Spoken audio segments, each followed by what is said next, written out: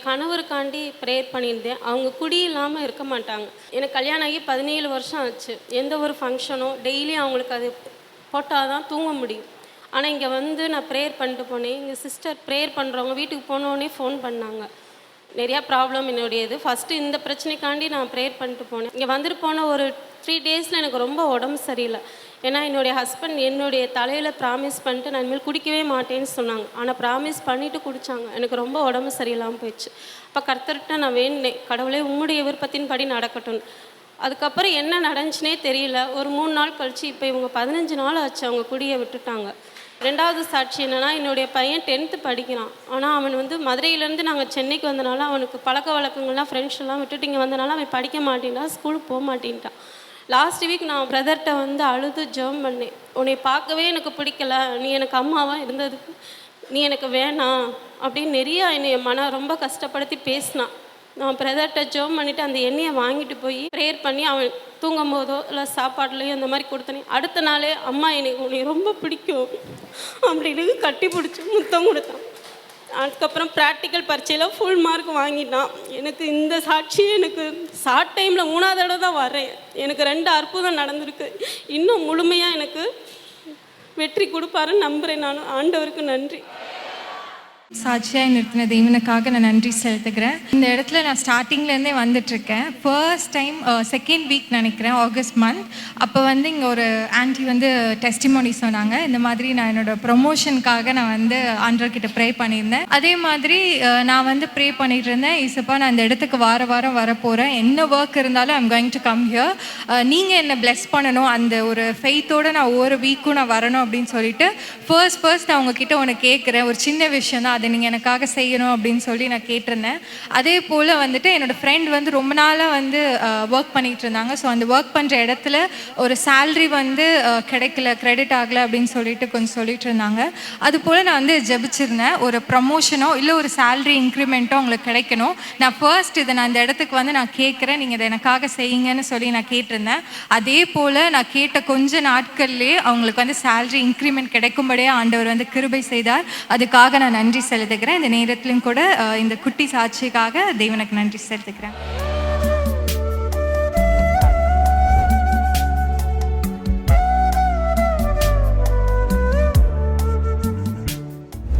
கிறிஸ்துவுக்குள் மிகவும் பிரியமான எனதருமை சகோதர சகோதரிகளே, நம்மை சிருஷ்டித்தவரும் நம்மை உண்டாக்கினவரும் நம்மை ஒருபோதும் மறந்து போகாதவருமாகிய இயேசு கிறிஸ்து முனையற்ற நாமத்தினாலே உங்கள் எல்லாரையும் வாழ்த்தி ஆசீர்வதிக்கிறேன். அல்லேலூயா.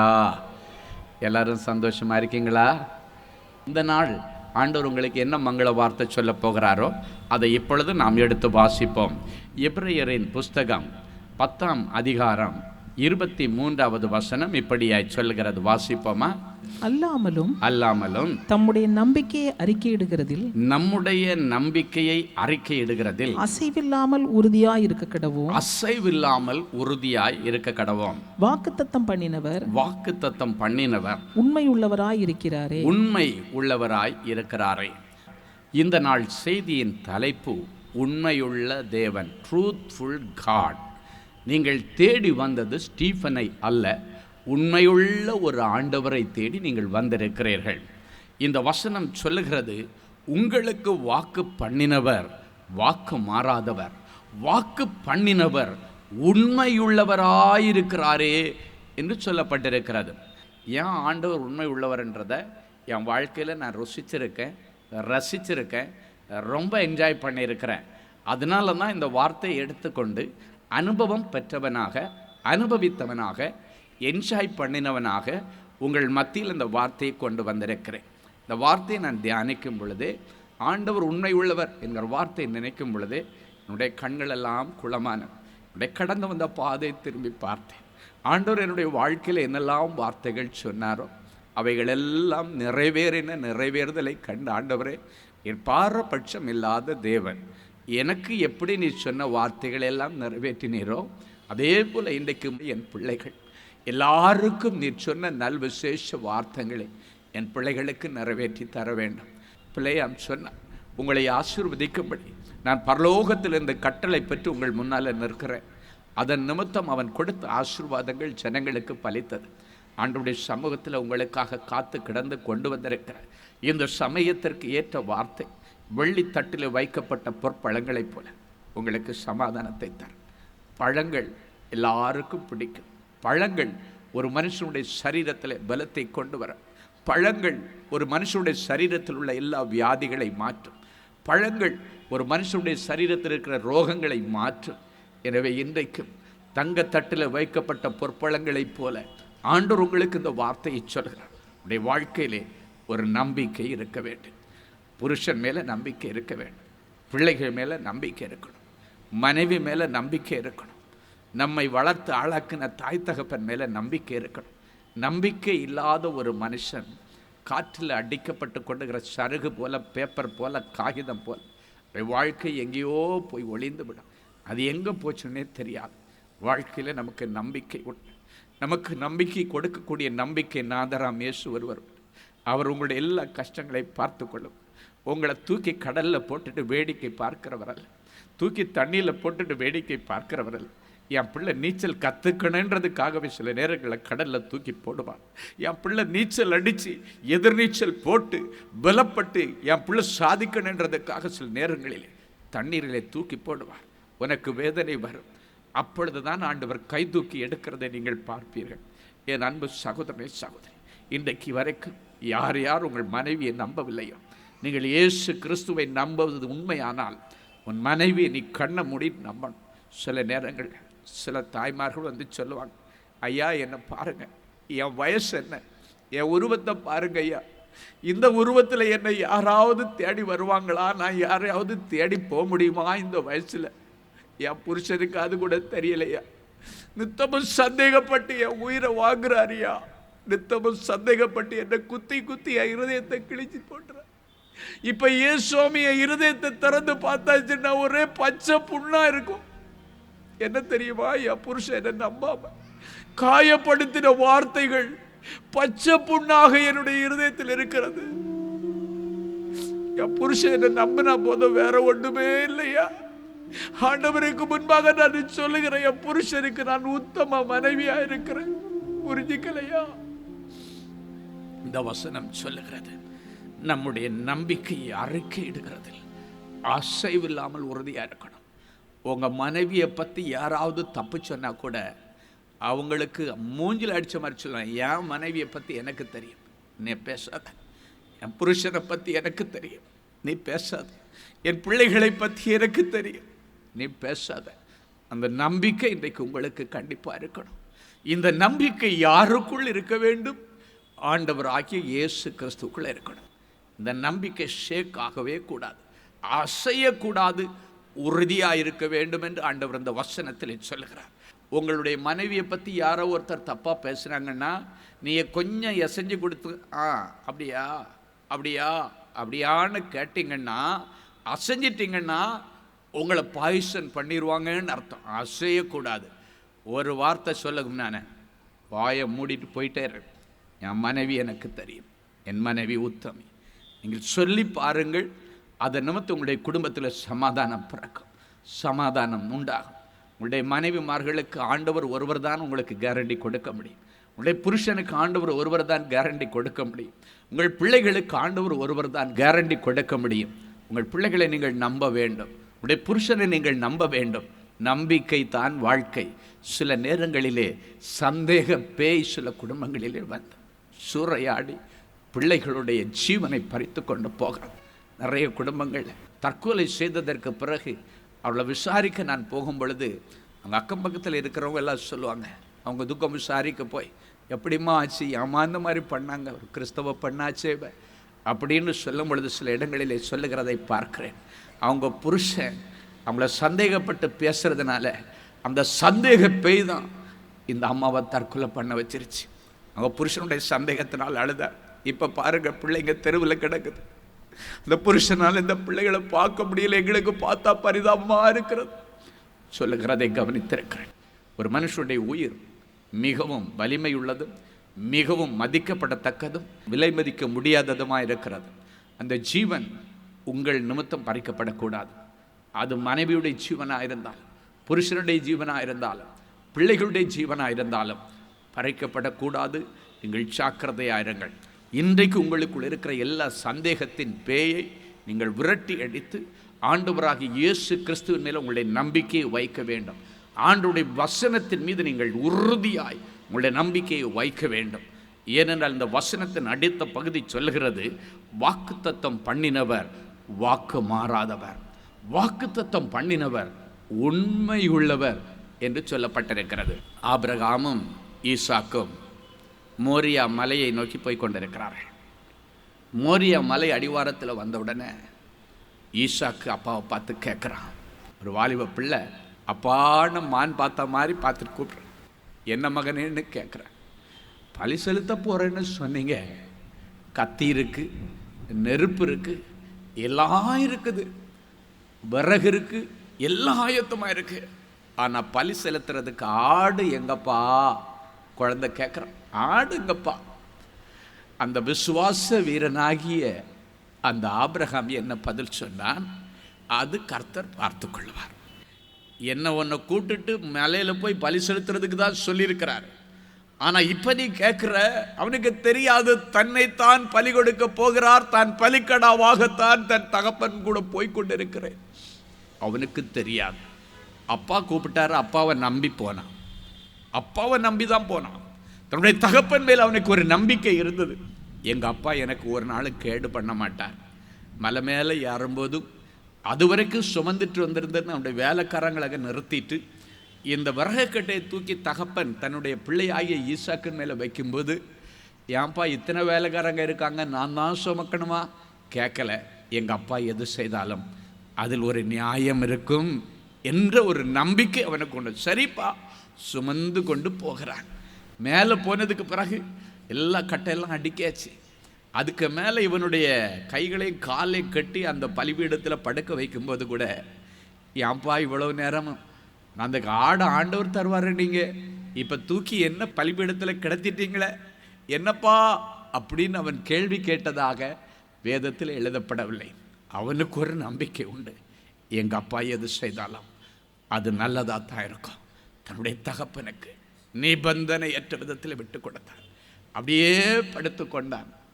கத்தியை எடுத்து ஓங்கி தன்னுடைய பிள்ளையை பலி செலுத்துவதற்காக கொலை செய்ய வரும்போது கூட, நோடடி அப்படின்னு அவன் கூப்பிடல, அப்பா என்னை கொன்னுராதீங்கன்னு சொல்லல. மரண பரியந்தம் தன் தகப்பனுக்கு கீழ்ப்படிந்தான். காரணம், தன்னுடைய தகப்பன் மீது ஒரு நம்பிக்கை. ஆனால் ஆண்டவர் தான் சொன்னார், ஆபிரகாமே உன் பிள்ளையின் மேலே உன் கையை போடாத, ஏதோ உனக்கு பக்கத்தில் ஒரு ஆடு முட்புதரில் கிடக்கு, அதை எடுத்து நீ பலி செலுத்து. பாருங்க, அந்த தகப்பனுடைய நம்பிக்கை. ஆடு எங்கேன்னு கேட்கும்போது ஆண்டவர் பார்த்து கொள்வார். அவ்வளோ பெரிய நம்பிக்கை. அப்பாவுடைய அந்த நம்பிக்கை தான் பிள்ளையின் மேலே இருந்தபடியினாலே நிபந்தனையற்ற விதத்திலே தன்னை ஒப்பு கொடுத்தார்.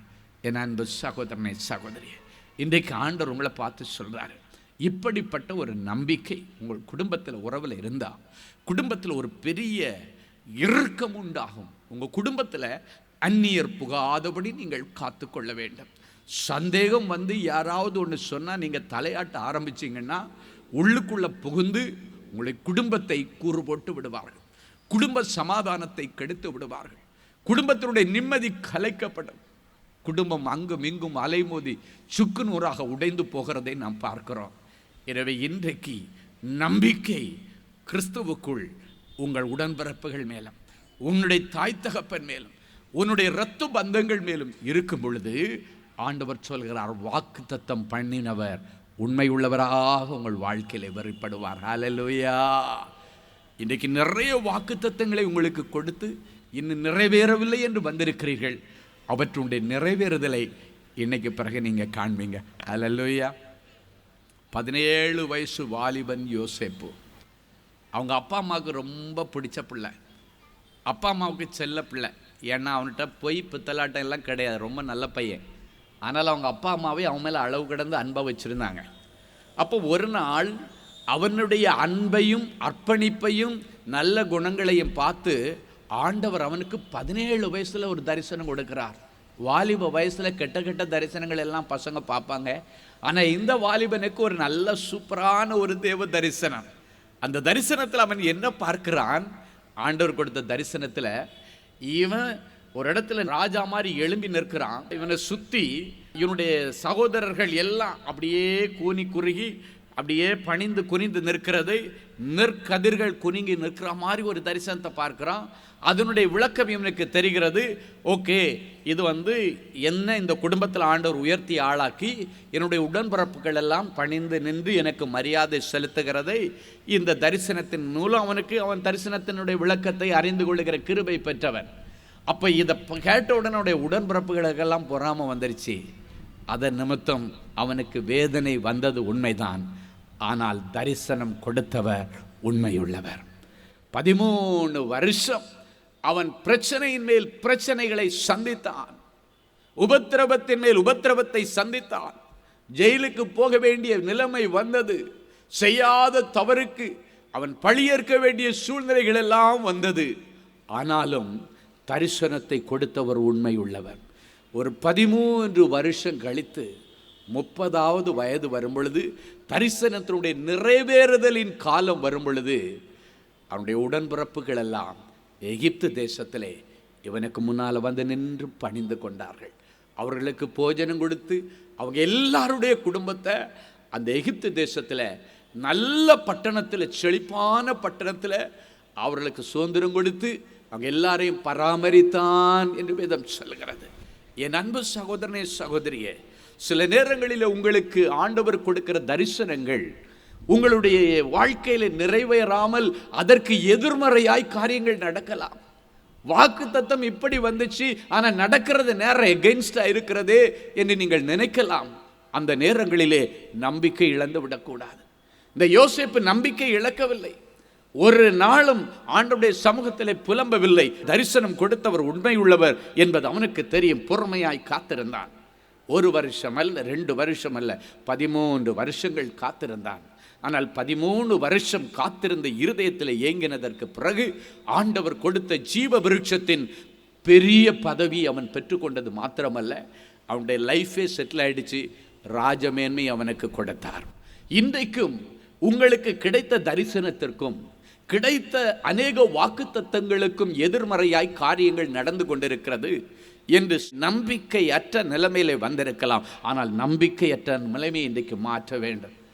என் அன்பு சகோதரனே, சகோதரி, நம்பிக்கையற்ற நிலைமையில வந்திருக்கலாம். விசுவாசம் இழந்து போன நிலைமையில வந்திருக்கலாம். இருக்கிற கொஞ்சம் விசுவாசத்தோடு நீங்கள் வந்திருக்கிறீங்க. ஆண்டவர் அந்த குறித்த காலத்திற்காக தரிசனத்தை வைத்திருக்கிறார். முடிவில் அது விளங்கும். அது பொய் சொல்லாது. அது தாமதித்தாலும் அதற்கு காத்திரு. அது நிச்சயமாய் வரும். இன்னும் தாமதிக்காமல் வரும். யோசேப்பை போல அவருடைய பாதப்படியில் நம்பிக்கையோடு காத்திருக்க வேண்டும். காத்திருக்கிற பிள்ளைகள் ஒவ்வொரு நாளும் கனப்படுத்தப்படுவார்கள் என்பதை மாத்திரம் நீங்கள் மறந்து விடக்கூடாது. அதே போல காலேப் என்கிற ஒரு மனுஷன் இருந்தான். நான் ஒரு வாலிபன். மோசைக்கு கீழே அடங்கி உண்மை முத்தமாய் நடந்து கொண்ட ஒரு அருமையான வாலிபன் தான் இந்த காலேப். ஒரு நாள் அவனுடைய உத்தமத்தை ஆண்டவர் பார்த்தார். அவனுடைய கீழ்ப்படிதலை பார்த்தார். அவனுடைய உண்மையை பார்த்தார். பார்த்து ஒரு நாள் சொல்லுகிறார் மோசே மூலமாக, மோசே, இந்த காலேபை பார்த்து நான் சொல்கிறத தீர்க்க தரிசனமாய் சொல்லு. என்ன ஆண்டவரேன்னு கேட்கும் பொழுது அவனை பார்த்து சொல்லு, இவன் கானானுக்குள்ளே போன உடனே கால் மிதித்திருக்கிற தேசத்தை, பட்டணத்தை அவனுக்கு கொடுப்பேன் என்று சொல் என்று சொன்னார். உடனடியாக மோசே மூலமாக அந்த வார்த்தை கிடைத்தது. இந்த காலேபுக்கு மோசே மூலமாக ஆண்டவர் சொல்கிறார், அவன் போய் கானான் தேசத்தில் சேர்ந்த உடனே எந்த இடத்துல நின்றுட்டு இது எனக்கு வேணும்னு கேட்குறானோ அதை நான் அவனுக்கு கொடுப்பேன். காரணம், அவன் உத்தம இஸ்ரவேலன், உத்தமமாய் என்னை பின்பற்றி வந்தவன். அப்படின்னா என்ன அர்த்தம்? உண்மையாய் என்னை பின்பற்றுகிறவன், உண்மையாய் நடக்கிற ஒரு வாலிப பிள்ளை. இப்படி ஒரு வாலிப பிள்ளை பார்க்க முடியாத மோசே, அதனால் அவனை நான் கனம் பண்ண போகிறேன் என்று சொல்லி அவனை கனம் பண்ணுவதற்காக வாக்கு கொடுத்தார். அதே போல் அவன் கானான் தேசத்தில் போனதற்கு பிறகு ஹெப்ரோன் என்கிற மலைநாடு, இன்றைக்கு இஸ்ரேல் தேசத்தில் போனால் ரொம்ப செழிப்பாக இருக்கும். அந்த இடத்துல போய் நின்றுட்டு மோசே மறித்து போயிட்டான். ஆனால் மோசே மூலமாக ஆண்டவர் சொன்னதை இந்த யோசுவா கேட்டுட்டு இருந்தான். யோசுவாவிடத்தில் சொல்லுகிறான், எனக்கு ஆண்டவர் மோசே மூலமாக சொன்னார், கால் மிதித்திருக்கிற தேசத்தை எனக்கும் என் பின்வரும் சந்ததிக்கும் தருவேன் என்று. இப்பொழுது நான் கால் மிதிச்சிருக்கிற இந்த இடம் ஹெப்ரோன் எனக்கு வேணாம்ப்பா, ஏதாவது வழி பண்ணுறியா அப்படின்னு ஒரு உடன் ஊழியனாக கேட்கும் பொழுது ஆண்டவர் இந்த யோசுவாவிடத்தில் சொல்லுகிறார், அவன் சொன்னது ரைட்டு தான், நான் சொன்ன வாக்கு மாறக்கூடாது, நான் உண்மை உள்ளவர், வாக்கு கொடுத்த நான் உண்மை உள்ளவர், வாக்கு மாறாதவர், நீ அதை கொடு என்று சொன்ன பொழுது அவன் அந்த இடத்தை பெற்றுக்கொண்டான், அந்த மலை நாட்டை பெற்றுக்கொண்டான். இன்றைக்கும் அந்த ஹெப்ரோன் இஸ்ரேல் தேசத்தில் உள்ள பெரிய செழிப்பான பகுதிகளில் ஒரு பகுதி அந்த ஹெப்ரோன் தான். அது ஒரு மலை நாடு என்று சொல்லப்பட்டிருக்கிறது.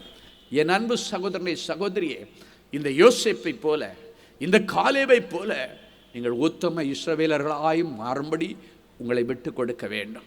சில நேரங்களில் ஆண்டவர் உண்மை உள்ளவராய் அவருடைய வார்த்தையில் செயல்படுவதற்கு உங்களிடத்தில் சில உண்மையை எதிர்பார்ப்பார்.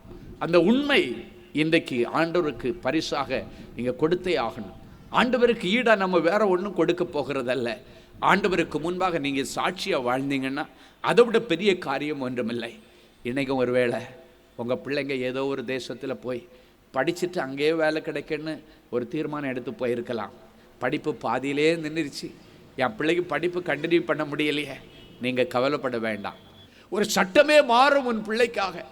ஏன்னா அவர் வாக்கு கொடுத்தவர் உண்மை உள்ளவர், அவர் வாக்கு மாறாதவர், வாக்கு தத்தம் பண்ணினவர் உண்மை உள்ளவராமே என்று சொல்லி இந்த இடத்திலே எபிரேய சபைக்கு எழுதும் பொழுது அப்போஸ்தலனாய் பவுல் எழுதுகிறார், அவர் உண்மை உள்ளவர். அந்த பட்டணத்தில் உன் பிள்ளையை நிலைநிறுத்துவார். அந்த பட்டணத்தை உனக்கு கொடுப்பேன்னு சொல்லிட்டாரா? வாக்கு தத்தம் கொடுத்து அனுப்பினாரா? அந்த வாக்கு தத்தனுடைய நிறைவேறுதலை அவர்கள் காண்பார்கள். ஆண்டவர் அதை அவர்களுக்கு கொடுப்பார், அவர்களுக்கு பின்வரும் சந்ததிக்கும் கொடுப்பார். அல்லேலூயா. வார்த்தையில் உண்மை உள்ளவர் என்று சொன்னீரே, வாக்கு தத்தம் பண்ணின ஆண்டவரே, என் பிள்ளைகளுக்கு புதிய வருஷத்தில் நிறைய வாக்கு தத்தங்களை கொடுத்திருக்கு. ஒண்ணுமே நடக்கலையே, ஒண்ணுமே நிறைவேறலையே. என் பிள்ளைங்க உடஞ்சி போயிருக்காங்கப்பா. விசுவாசம் ஒரு நாள் அசைஞ்சிடக்கூடாதுப்பா. அசைகிறதுக்குள்ளால என் பிள்ளைகளுக்கு ஒரு அற்புதம் செய்யுங்கப்பா. எந்தெந்த பிள்ளைகள் இன்னும் கடல்ல இருந்து மீள முடியலையேன்னு கண்ணீரோடு வந்திருக்கிறாங்களா, நீ தைரியமா போய் சொல்லி என் பிள்ளைகளுக்கு சிறப்பு ஏற்பாடு பண்ணியிருக்கேன்னு சொன்னீங்களப்பா. ஒரு ஸ்பெஷல் அரேஞ்ச்மெண்ட் என் பிள்ளைக்காக பண்ணியிருக்கேன்னு சொன்னீங்க. அதை துரிதமாய் நிறைவேற்றி தாருங்கப்பா. திராணிக்கு மேல ஒரு நாள் சோதிக்க மாட்டேன்னு சொன்னீங்களே, திராணி மிஞ்சி போயிருமோன்னு என் பிள்ளைங்க பயப்படுறாங்கப்பா.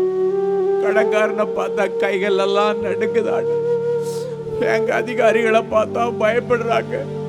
போனை கையில் எடுத்தாச்சுனாலே யாரும் பேச போறாங்களோடு கலங்கிட்டே போன் எடுக்கிறாங்க. பயந்து பயந்து வாழ்கிற இந்த நிலைமைக்கு ஒரு முடிவு வரட்ட ஆண்டவர். உம்முடைய ஸ்தானாதிபதியாக என் பிள்ளைகளுக்காக இடையிலே நின்று பிரார்த்திக்கிற ஒரு மத்தியஸ்தனாகவும் நின்று 2 பேருக்கு இடையில நான் ஜெபிக்கிறேன்.